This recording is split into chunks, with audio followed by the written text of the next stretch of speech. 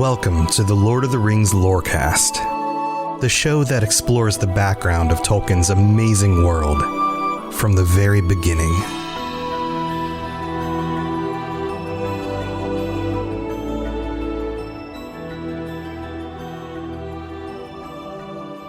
So I'm sure a number of you are wondering, when are we going to get to Elves?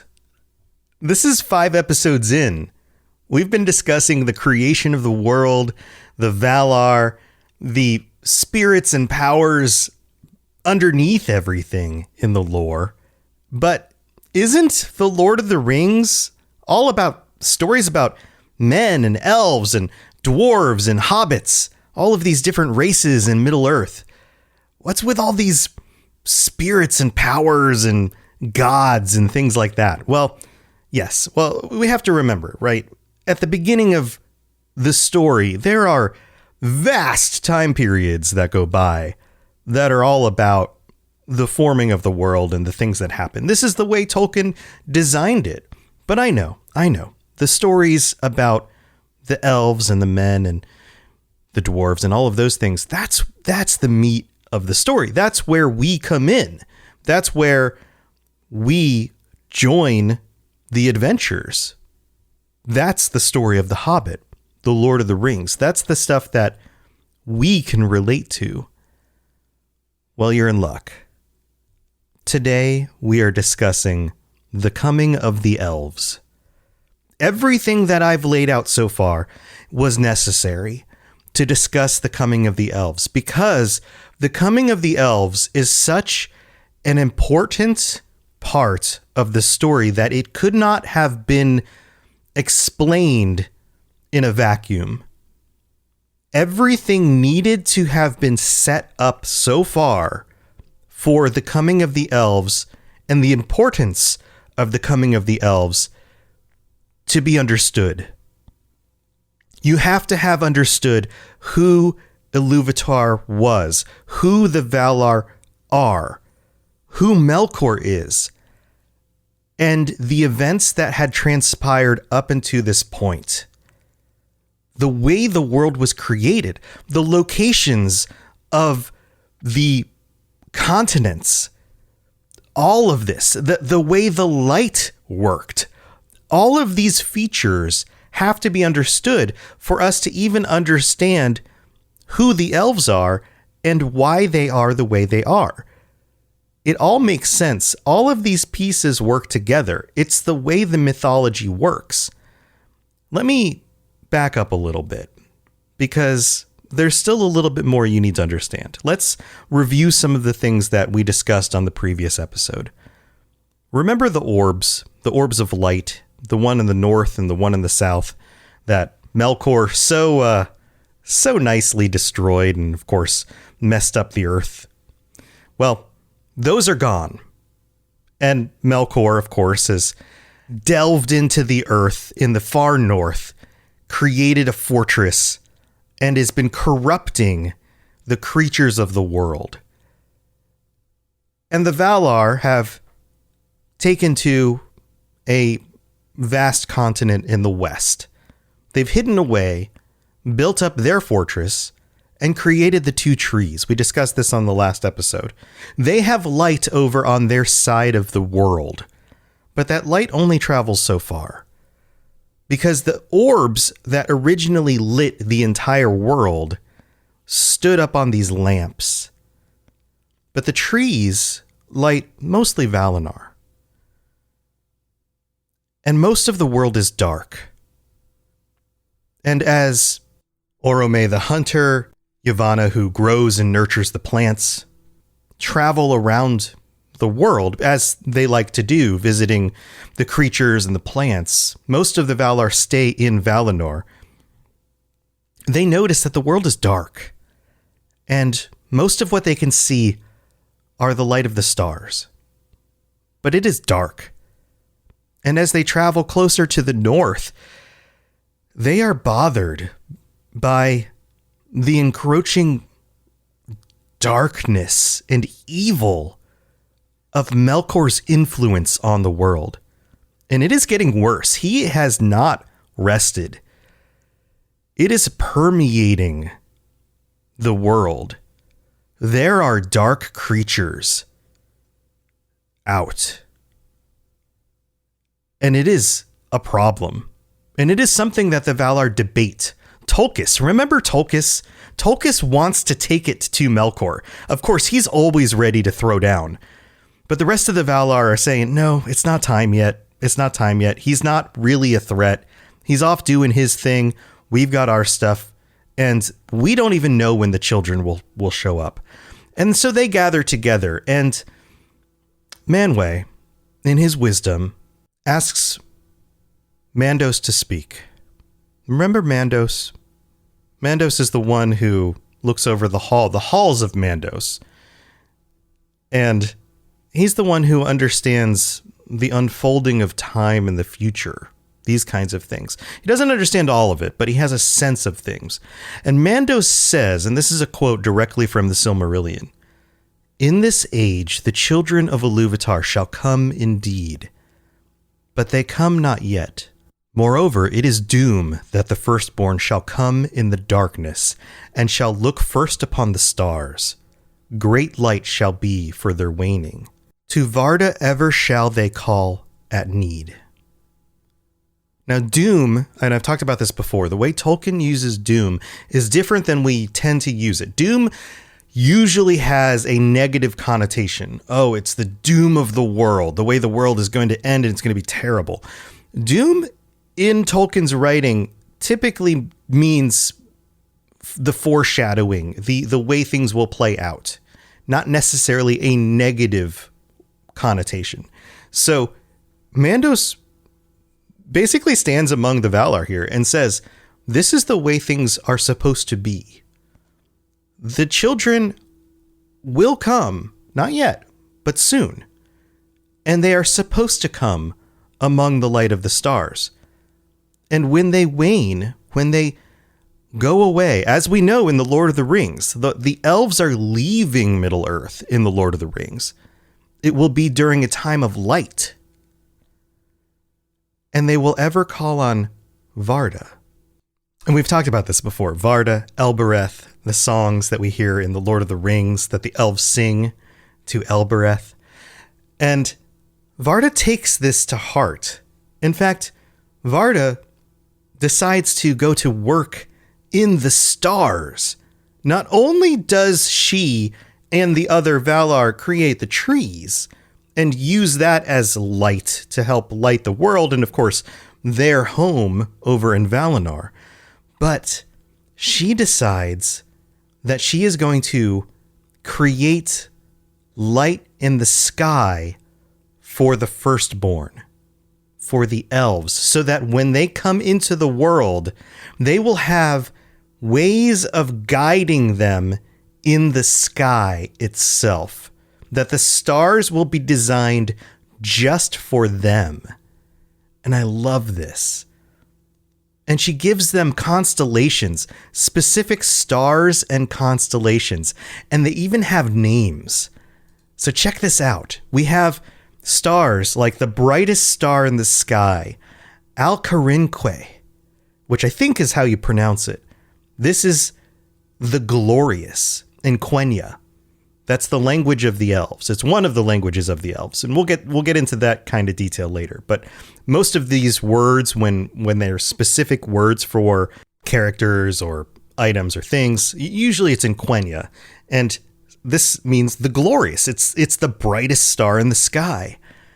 She also creates another star, which may actually be a planet. This one may be analogous to Mercury, which is known as the morning star. It's often the brightest object in the sky early at dusk, seen near the moon, is Alamire.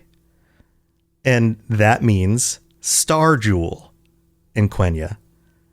And she creates these. And it's said that she gathers stars together. She increases the brightness of some of the stars. She creates new stars. She makes the sky brighter. And then she creates constellations like Wilwarin, the butterfly, and Nume, the Eagle West, and Talumendil, the lover of the heavens. And you can get some pictures in your head about what these constellations might actually look like. And Anarima, the sun border. Also, and this one might sound kind of familiar to you when I describe it, Menomakar, the swordsman of the heavens with his belt. And this one in particular is very interesting.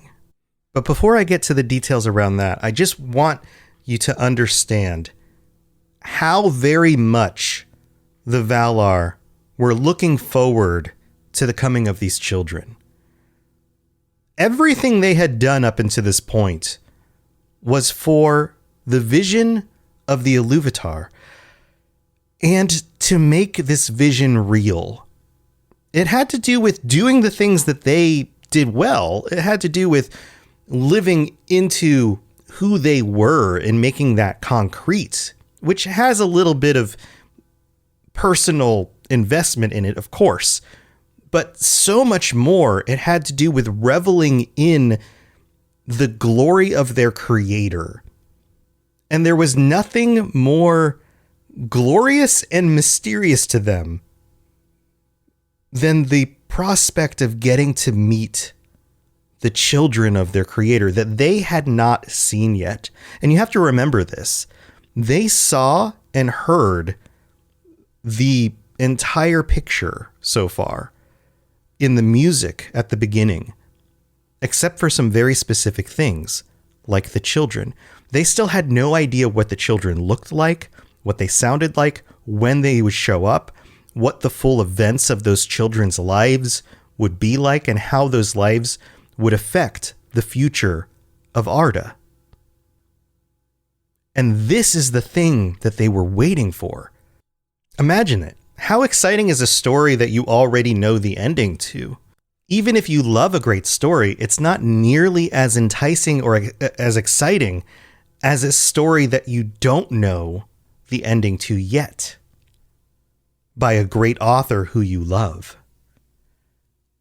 So here she is, creating the stars, or recreating the stars, really. The stars had already been created, but she's rearranging them, and she's working on Menomakar, this great warrior in the sky, with a bow and a belt.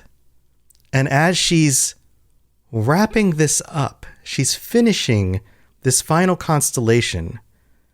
The quote here says, "It is told that even as Varda ended her labors, and they were long." Remember, these time periods are extensive. When first Menomakar strode up the sky, and the blue fire of Helluin, which means ice blue, it's another name for one of the specific stars, flickered in the mists above the borders of the world, in that hour the children of the earth awoke, the firstborn of Iluvatar. By the starlit mirror of Sivyenin, water of awakening, that's what that word means, they rose from the sleep of Iluvatar, and while they dwelt yet silent by Sievenin, their eyes beheld first of all things the stars of heaven. Therefore they have ever loved the starlight, and have revered Varda Elentari above all the Valar. Now, let's break this passage down a little bit, because there are some very specific ways that this is worded. And remember, nobody edits Tolkien. Tolkien's a philologist. He chooses his words very carefully. Every single word that he wrote was chosen because of its specific meaning. The children here were awoken. And the waters here, the location, Sievenin, or Suvienin, if that's the pronunciation, this is the water of awakening. The location is a bay. They are awoken next to a sea, and it's a location. Basically, it's an inlet called the Sea of Helkar. And if you are one of those people who's into maps and things like that, this is a location that is described as far off in the east and the north. And if you were to look at the maps, and I always love looking at maps of Middle Earth and Beleriand and all these locations, this would be very, very far off to the east. This is way past the Misty Mountains, way past the Lonely Mountain, way off to the east and the north, in a location that probably no longer has a actual sea there in any of the maps that we have. That sea is probably no longer exists. The world has changed since this time period. And think of it as like far off the east side of most of the maps that we have. And it's in this location that the children awoke. It doesn't say were created or came into existence or appeared. The word is awoke, as if they were asleep and already existed. And Tolkien, when he talks about the elves in a lot of his interviews and in some of the extra books, and usually when he describes them, the elves are coexistent with creation itself. They exist with the world. And this is a very key thing. This is very important.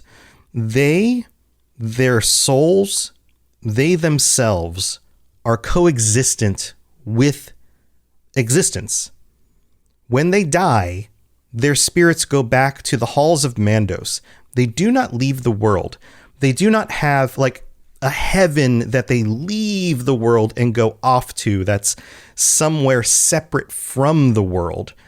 Their spirits stay in the world until the story is finished, and then the world is done. They coexist with creation. And that's it. The men are different. The children of Iluvatar come in two types, the elves and the men. And the spirits of the men are different. They are other than the elves because they live short lives. They do not live forever. And when you talk about immortality in this sense, we're talking about things that not only once they are born live forever, but in this sense, because the children awoke here, it's as if they were always there from the beginning. It's just that maybe the Valar didn't know where they were. They were hidden from even the Valar. So they were immortal in both directions, which is a really cool concept. When the world showed up right at the beginning and the Valar came into it, Iluvatar had already deposited their spirits into the world. They were part of the world to begin with. But man is different. Man did not exist yet at all. And when man dies, mankind, and I'm using the phrase man because that's what Tolkien uses. Man, woman, and there's gender stuff going on here because Tolkien lived, a long time ago at this point. But humanity, when humans existed, they exist for a certain period of time. And when they die, their spirits leave and they go where the elves do not know. And we have to remember that these stories are written from the elven point of view. And even the men, if the men were to write these stories, they wouldn't know either. They don't really understand the full expanse of their own existence because the Valar don't know either. There is nobody on Arda who has a full understanding of what's actually going on here. Only Iluvatar knows. And he doesn't seem to be telling anybody.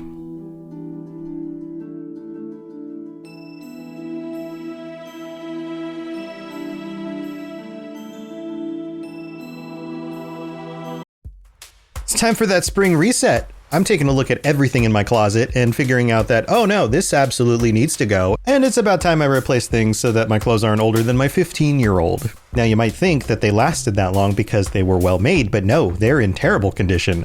Unlike the new jeans I just got from Quince. Jeans have always been my personal go-to because you can kind of wear them for lots of different things, but maybe they're not your thing. Maybe you're looking for, 100% European linen with insanely soft flow knit activewear fabric. It's definitely getting warmer, and their flow knit activewear is moisture wicking, anti-odor, and soft enough that you'll actually want to wear it every day.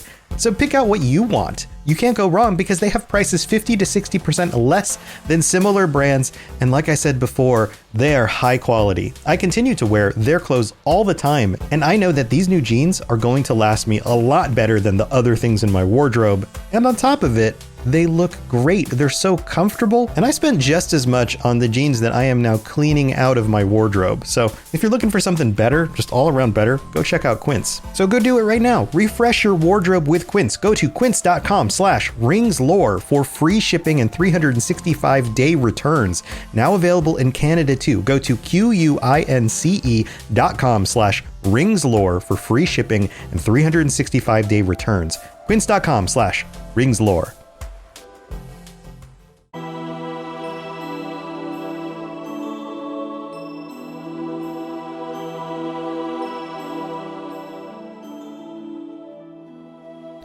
Thank you again to everybody who tunes into this show and shares it with your friends, and especially to all of our patrons. This week we have 2 brand new patrons, so thank you for signing up on the Patreon, Spencer B and Remington C. I hope you guys are enjoying the patron extra bonus episodes that I put out every week, where we dive a little bit deeper into the details, into some of the meta topics around each of the episodes, and I hope you guys are enjoying those. And I think you are, because you guys are commenting on each of these episodes with some of your own perspectives and things. I love the conversations that are happening over on the Patreon. So thank you for being a part of this community and for supporting me. This is a full-time job for me, so every little bit helps, because this helps make this a career. So I really do appreciate that. So big thanks to all 7 of our patrons now. That's amazing. And if you guys are interested in helping to support the show, if this show is helping you get through your work days, your commutes, your workouts, or, just buying you time waiting for the new Amazon series to come out, then go to patreon.com/LOTR Lorecast. So that's again, patreon.com/LOTR, like Lord of the Rings, Lorecast. And you can check out all the different tiers. There's ad-free episodes on the lowest tier. And then on the second tier is where you get not only ad-free episodes, where you can set up your own RSS feed on the player that you currently use, where you don't have to worry about ads or anything like that. And with every single regular episode, you will get a bonus episode that comes out simultaneously. So it's like having double episodes every week. And then there's a tier above that if you're crazy enough to want to donate even more. So thank you so much for everybody who signs up. Also, another wonderful way to help support the show, if you really want to help me out, is leaving ratings and reviews on Apple Podcasts or Spotify. That helps a ton, because it lets people know if the show's worth checking out, and it also helps with our rankings on those different platforms. So please, if you happen to be listening on Apple Podcasts, or just have an Apple account and you'd like to leave a 5-star rating with some words, I will read it out in the future. And if you happen to listen on Spotify and you go to the view on your mobile device where you can see all the different episodes, then if you scroll to the top, you can click the little 5-star rating, give us a 5-star right there. That helps a ton. I would really appreciate it. And thanks again to everybody for listening, and all of our patrons. You guys are absolutely the best, and I really do appreciate it. All right, let's get on with the rest of the show.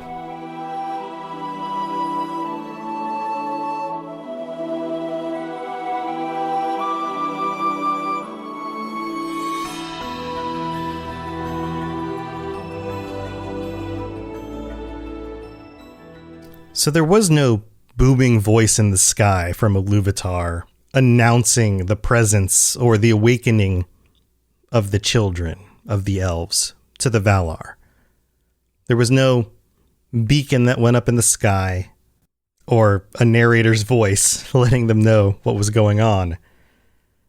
And so for a time, the elves were alone in the darkness, under the stars, by the water, discovering the world for themselves, naming the plants and the animals, kind of biblical in this whole naming thing, and themselves. They named themselves the Quendi, those who speak and have voices, because nothing else they met spoke or sang. And another point here, Tolkien notes that they speak and sing from the beginning. They, in their own voices, don't have to learn how to sing or speak.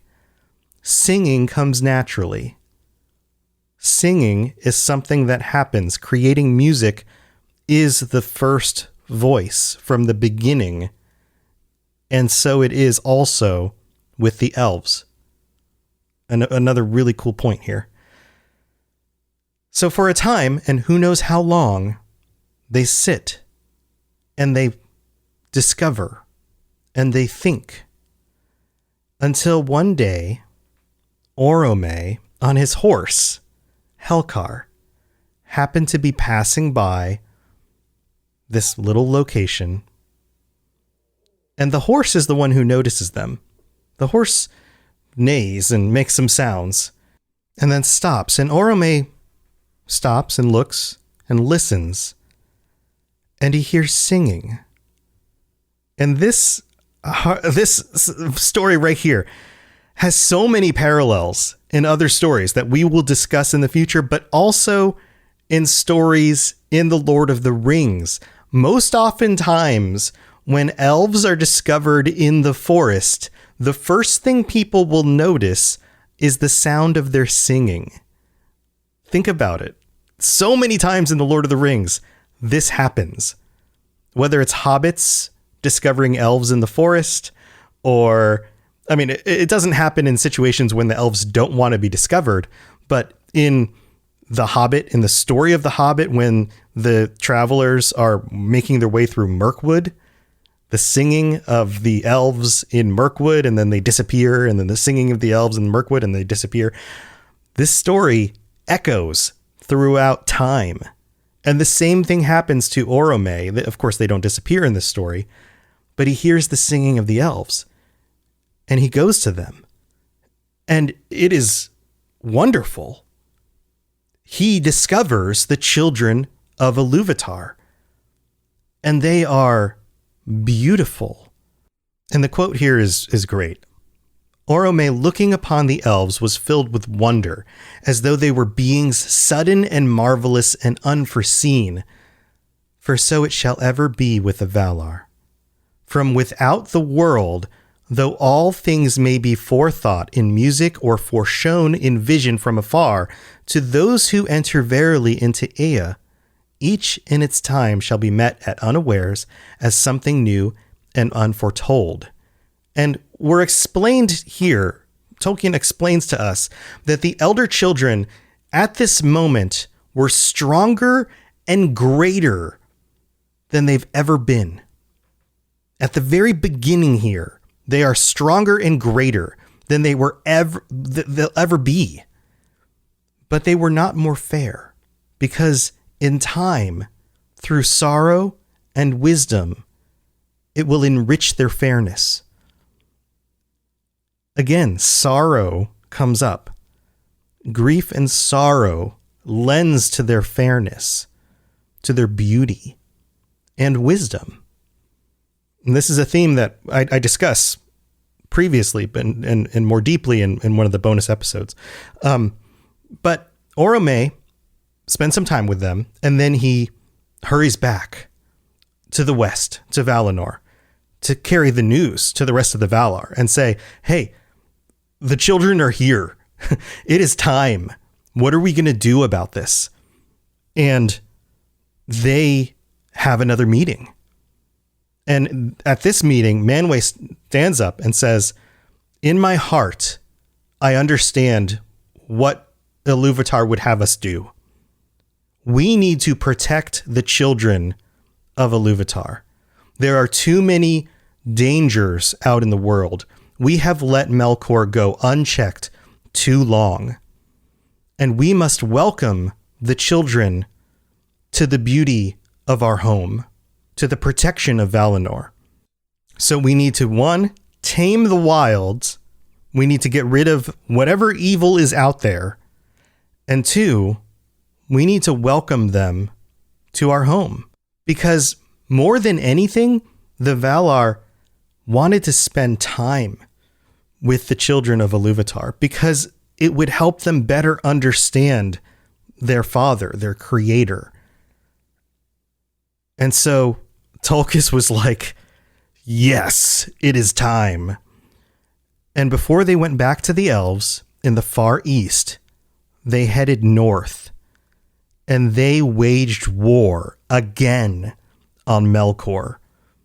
They headed to his fortress, and from the elves' perspective, there was fire on the horizon and in the sky.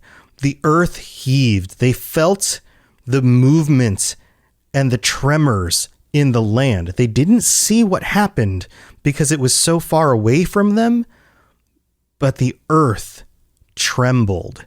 And we're told that the coastlines changed once again, and Melkor was thrown down.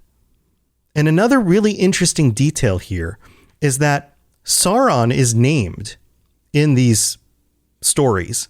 He is Melkor's lieutenant. He is the one who mans the fortress of Utumno, or Utumno, or something like that. The pronunciations, of course, I'm not great with. But Sauron is manning one of the fortresses, and we're given even greater descriptions at this point of some of the creatures and demons. They're named demons at this point that Melkor has corrupted and created. The demons that he's created, the spirits that originally took to him when he convinced them to come along with him, are also named. They're given whips of fire, and they're turned into all sorts of shapes. And some of them are called Balrogs. And what's amazing to think about at this point is that the majority of Melkor's army and the creatures he surrounds himself with are things like Balrogs and demons. These were not yet armies of orcs and goblins and things like that. These are armies of creatures like Balrogs. This conflict between the Valar and Melkor and his army shook the earth. And they created craters in the north. It is told that the reason the north is so barren is because of these conflicts, because of this right here. And they were able to delve deep into the earth and uncover Melkor's hiding place. And Tulkas threw him down again and chained him and took him back to Valinor. And they put him in the halls of Mandos, where he would remain. Because the halls of Mandos were created in a way where no Vala, no elf, no man could make their way out of. He would be contained there. And so for a time, there would be peace. But we're also told that they didn't find all of the hiding places under the earth. And Sauron escaped. And with Melkor now in captivity, the Valar would feel safe enough in order to approach the elves again. But there's one more piece of this story I haven't talked about yet. Remember that time when the elves were off by themselves before Orome found them, and before the Valar went to war with Melkor again? They were off on their own. And some of them wandered off into the darkness exploring. And even when Orome showed up, some of the elves were afraid. Some of the more wise elves saw the light of Valinor in Orome's eyes and understood that he was good. But some of them were scared. And we're told that Melkor took advantage of this. He wasn't the only one who noticed the coming of the children. Do you ever wonder how the orcs were created? Well, they talk about it in the movies. They reveal this in the movies. There's a line where one of the characters is explaining to one of the other characters that the orcs were created by the Dark Lord, and I think they say the Dark Lord, but they don't mean Sauron, twisting the elves, torturing them, mutating them, changing them into orcs. And this happened at this time period because in the earliest days of the children, some of them disappeared into the darkness. And nobody knows exactly what happened, but they were captured, and they were enslaved, and they were tortured, and they were changed forever into vile creatures who only knew darkness and pain, so much so that they hated their master. These are the orcs, and it is thought of as the most terrible thing that Melkor ever did to spite his father, to take his most beloved creation, his children, and to turn them against him. Next week, we'll talk more about what happens next when the Valar approach the elves and offer them a journey back to Valinor, a long journey. Thanks for tuning in. Stay safe in Middle-earth, and I'll talk to you next time. Thanks for listening to the Lord of the Rings Lorecast. If you'd like to learn more about other fantasy worlds, check out my other podcasts, the Elder Scrolls Lorecast, the Witcher Lorecast, and more at robotsradio.net. If you'd like to reach out, I'd love to hear from you.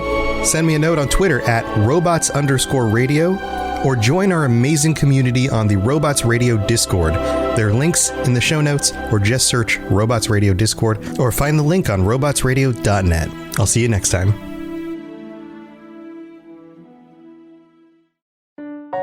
Robots Radio. Games, lore, stories, community. Just press play.